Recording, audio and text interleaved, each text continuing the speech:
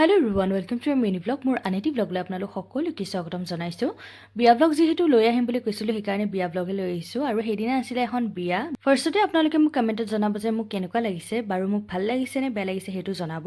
আৰু বিয়াখন আছিলে মোৰ ডাঙৰ বাৰ ফ্ৰেণ্ডৰ বিয়া আৰু তাই আচলতে অকল মোৰ বাৰে নহয় মানে মোৰ ডাঙৰ বাৰে নহয় সৰু বা আৰু মোৰো ফ্ৰেণ্ডৰ নিচিনাই হৈ গৈছে সেইকাৰণে তাইৰ বিয়াখনটোতো এৰিব নোৱাৰি সেই বুলি আহি গ'লোঁ আৰু এয়া হ'ল মৰম লগা কইনাজনী আহিয়ে তাইক মাত লগাই পেলাই আমি খাবলৈ ধৰিলোঁ ফুচকা আৰু এইফালে সকলোৱে নাচ বাগন কৰি আছে দেখিছেনে